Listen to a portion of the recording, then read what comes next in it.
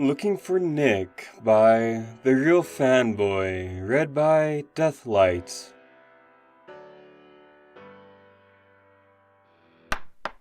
Immediately, his heart rate went up.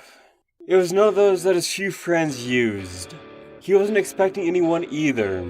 A second later, and the bat was in his hand. There was no sense in staying silent. This wasn't a no parking area. Also, the cops had no reason to suspect him in here anyways. Whoever had knocked knew he was here.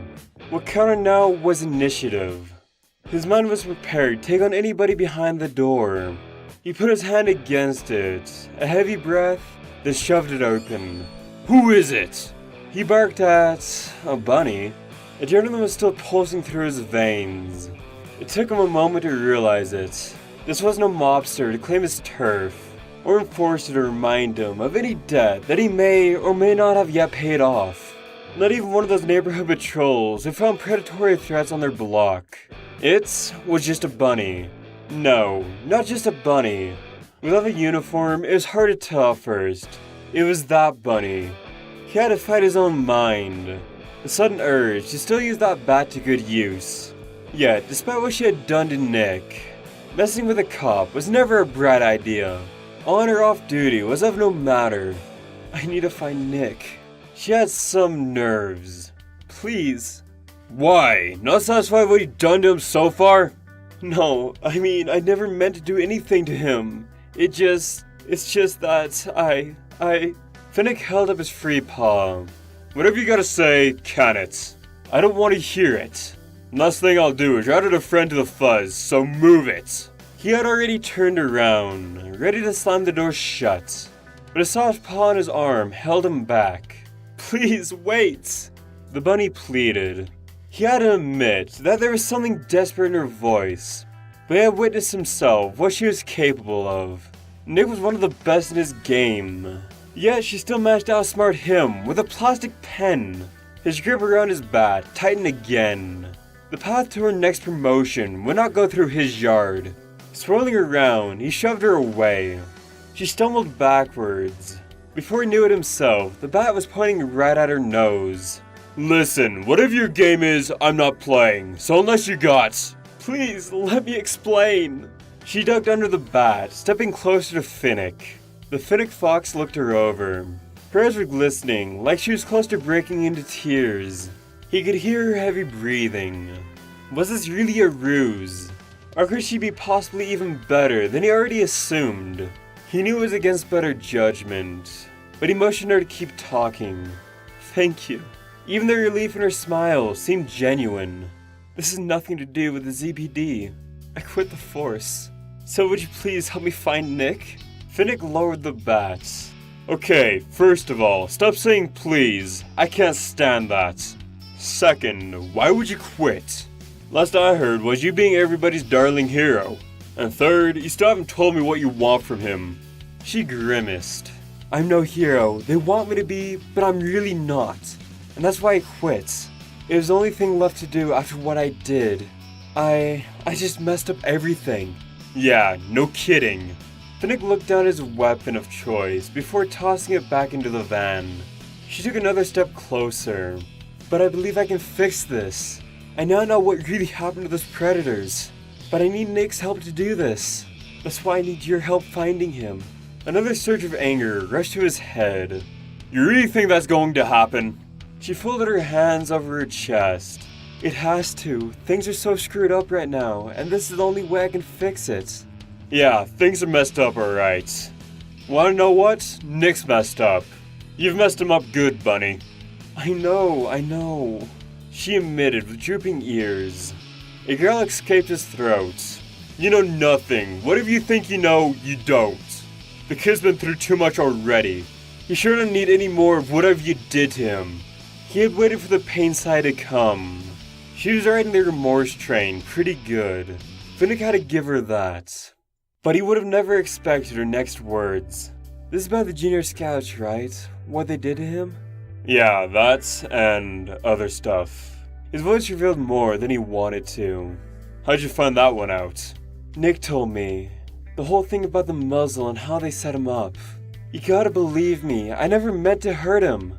He frowned. Mom was telling him what he had to believe. Never a good crowd. But she knew about the scouts. A completely different story. Finnick unlocked the other half of his van's back door and swung it open. With a wave of his paw, he told the bunny to take the seat next to him. She didn't hesitate. Sitting down, he said, "Gotta admit, that surprised me. Took him over a year to even mention his family to me, let alone those junior jerks. How come he told you that?" To be honest, I don't really know what it was. A lot happened that day, but I'm glad he did. Didn't stop you from stabbing him in the back, did it? Well, no, it didn't. Finnick sighed. This bunny was not making it easy for him. Those drooping ears sure had their effect. And now, he was supposed to vent on somebody who just went along with everything he said? Maybe that's what made Nick open up to her.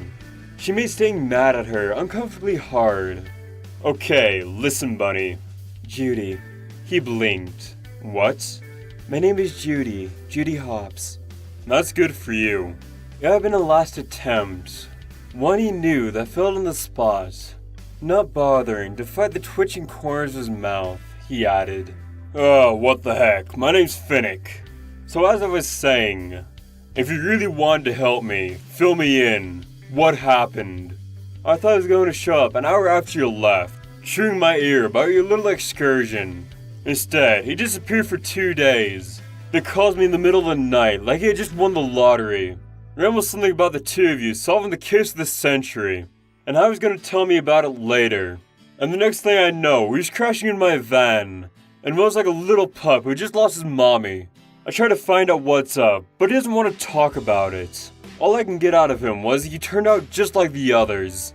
And he's done with trusting anybody. So, what's your side of the story?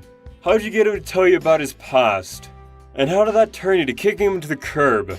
She fidgeted around as she listened. Finnick wasn't sure anymore. How much was a show? In any case, watching her go through what he had said made him uneasy. She took a deep breath. To make it short, after you left, you followed a string of leads to find Mr. Otterton. You know, the missing otter I wanted Nick to help me find. One of those was Jaguar, who went, for lack of a better word, mad when we were at his house and attacked us.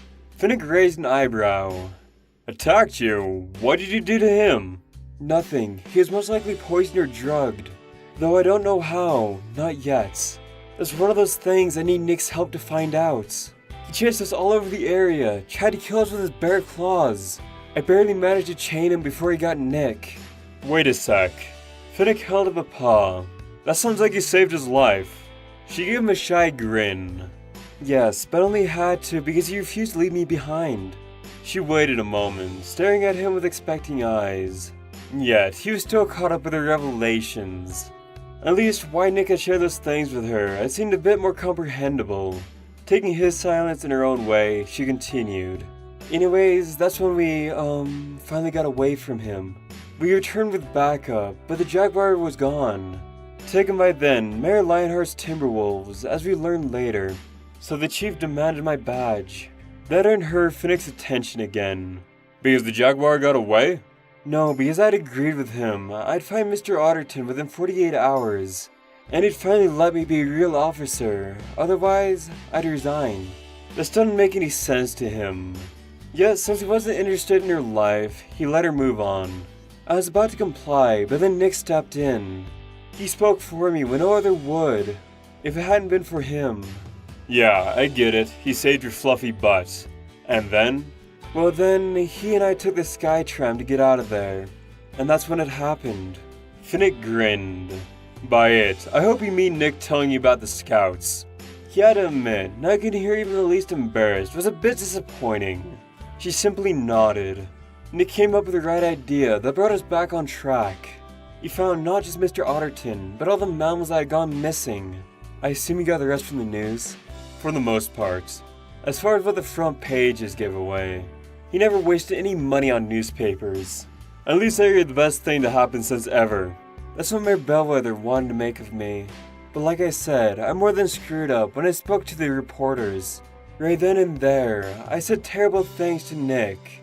And, well, about predators in general. Let me guess, you never meant it that way. Finnick scoffed. Judy shook her head. No, I did. I never meant to hurt him or anyone else. But I meant what I said. And that just makes it so much worse. Honestly, I used to believe it. All those things I learned since I was a little kid. Things I should have thought over so long ago. All that I can hope for now is that it wasn't too late for me to see that. And that Nick will forgive me. Oh, I should have never. Whoa, hold it right there. Finnick cut her off, fake or not. He definitely did not need a bunny breaking down right next to him. Save that for Nick. Her face lit up like a summer morning. So, you'll help me? Yeah, I will. If you'll help him in turn. And don't you dare hug me now. She clenched her paws, like she had to restrain her own arms. She settled for a grateful, teary smile. Of course, I'll help him whichever way I can.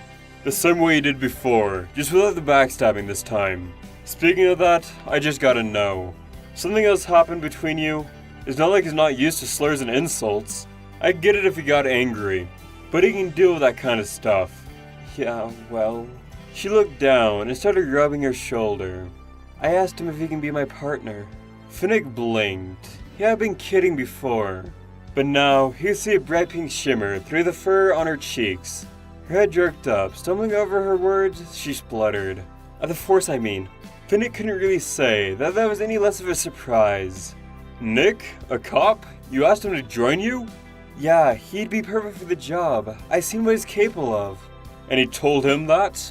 Of course, after all, I would have never cracked the case without him. Now things were starting to add up. And he was up for it? Absolutely. He had the application form filled out when I was done with, well, the press conference. I know he was disappointed and angry with me. But please, believe me, whatever Nick might think right now, I never stop believing in him. I just hope that we can uncover who is targeting these predators right now, and I can patch up all these messes at once. Finnick wasn't sure what he felt. Certainly, it came as a shocking news. Yet, shock wasn't the right word for that. Something too fuzzy. Something he didn't know he was still capable of snuck up on him. Does that bother you? Judy interrupted his thoughts. Nick, switching sides? No. He started without thinking. I'm glad for him. Wouldn't be first choice if it was up for me to decide. But if anybody deserves a chance, it's him. What about you? I'm not important here. And by the way, even if I admit I don't like that club, I've met decent members before. Things between me and the kid won't change much. No, I meant, don't you deserve a chance too? Finnick almost barked from laughing. This bunny was unbelievable. Going by her face, she didn't know what to expect. Wiping tears from his eyes, he said, Try fixing one life at a time, Bunny. It's not about me. I was stupid enough to screw myself over pretty good. I'm better now, not least thanks to Nick, but him? That's something else. Life sucker punched him left and right whenever it got a chance. So if you can get it to give the kid a break, you've done more for me than I dare ask. Are you sure Yes, when you're done saving the day, come back again. If Nick trusts you, I do too.